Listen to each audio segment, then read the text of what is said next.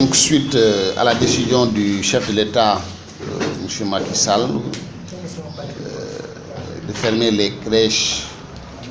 écoles et universités pour 3 semaines à partir du lundi 16 mars 2020, nous avons tenu une réunion ce matin, je devrais dire même 3 réunions, avec d'abord le personnel, les chefs de service et les délégués du personnel, ensuite avec la commission sociale des étudiants de Saint-Louis et ensuite avec le comité restreint du CROUS. À la suite de ces rencontres et de manière collégiale et concertée, des décisions ont été prises parallèlement à celles, en tout cas, que le chef de l'État lui-même, en tant que chef suprême de la nation, a pris pour, en tout cas, enrayer cette pandémie causée par le Covid-19. Il s'agit notamment pour le CROUS, au niveau des campus sociaux, de la fermeture des campus sociaux à partir de ce mercredi à 14 h après le déjeuner, de la fermeture des commerces et prestations privées à partir du mardi à 8 h, de l'adoption de mesures d'accompagnement pour faciliter la rentrée des étudiants avec la mise à disposition de bus et la distribution de kits sanitaires. Il s'agit aussi de la désinfection et la désinsectisation des 2 campus sociaux en collaboration avec le service d'hygiène de Saint-Louis et le comité de lutte régional de lutte contre le coronavirus dirigé par le gouverneur de Saint-Louis. Des décisions aussi ont été prises à l'endroit de protéger le personnel du CROUS. Et à ce niveau, il s'agit d'instaurer un service minimum dans les services opérationnels du CROUS. Il s'agit aussi pour les délégués de personnel de mener une politique de sensibilisation et de communication auprès du personnel sur les dangers du Covid-19 et l'application des mesures d'hygiène. Enfin, il s'agit aussi pour les agents de sécurité et ceux des espaces verts de continuer à travailler pour que le campus social soit opérationnel dès que cette menace sera endiguée. Donc voilà en tout cas ce que,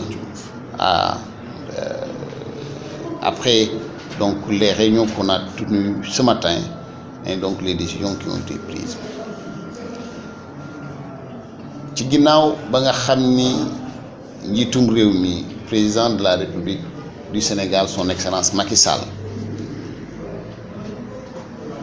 jox na ndigal pour ñu tëj université yi écoles yi ak crèche yi à partir lundi bii ñun fii ci CROUS nga xam ni ñun ñooy dalal étudiants yi ndongo daara yu kawe yi ci université Gaston Berger daje nañu ak personnelu CROUS mais daje nañu ak étudiants yi mais daje nañu aussi ak comité restreint de direction wu CROUS. ba nu paree ci ñetti daje yooyu pour que li nga xam ni moom mooy feebar boobu dugg ci Sénégal nga xam ni virus bi nga xam ni mooy Covid-19 moom moo ko causé te mun a dal ñëpp ñu jël mesures yi ci biir université bi mooy que campus social yi mooy ñaar ñi nga xam ni mooy dëkkuwaayu étudiants yi daan ko tëj ci àllarba bi gannaaw bu nu añee ba pare daanu tëj bépp commerce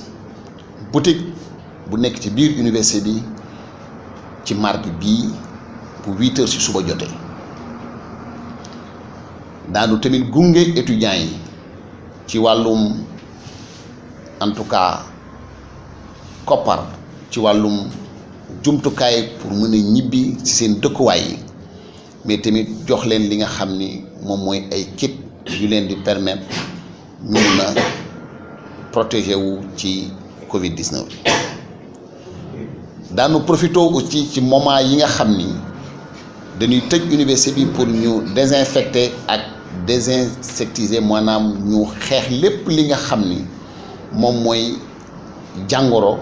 li nga xam ni dana jaar ci air bi wala tamit li nga xam ni moom mooy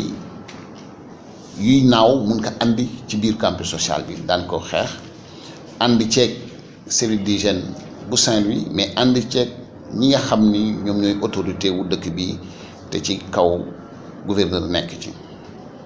jël nañu aussi ay décisions yi nga xam ni ci wàllu liggéeykat yi nga xam ni ñoo nekk CROUS parce que boo nee da ngay xeex feebar bi lu ni mel da nga koy xeex ci wàllu étudiants yi waaye tamit da nga koy xeex ci ña nga xam ne aussi ñoom ñooy liggéeyee fii nii moom moo tax daanu instauré benn service minimum yi nga xam ni travailleurs yi liggéeykat yi daanu ñëw di liggéey waaye du ñëpp ñi nga xam ni ñoom ñooy permettre que en tout cas service bi fonctionner normalement ñooñu rek ñoom ñoo fi nekk ñi nga xam ni ñooy délégué de personnel yi te seen ay naatagoo liggéeykat fii ci CROUS fal leen ñoom tamit daan dugg ci biir campus bi ak ci liggéeyukaay yi pour sensibiliser pour waxtaan ci wàllum en tout cas feebar boobu ak nan nan koy moytuñu ko waaye tamit ñi nga xam ne ñooy agent de sécurité yi ak ñuy liggéey maanaam ci espace vert yi mooy rafetaayu dëkkuwaay yi ci biir campus social bi ñooñu daanu continuer di liggéey parce que tamit dañu war a pare bu dee xeex bii ñuy xeex virus bii nii président de la république dindi na ko et ñu delluwaat ci biir campus bi permettre étudiants yi ñu mën a continuer seen jàng donc loolu mooy mesures yi nga xam ni jël nañ ko ginnaaw en tout cas waxtaan yu ñu waxtaan ci kuréel yu ma tuddoon ci kaw.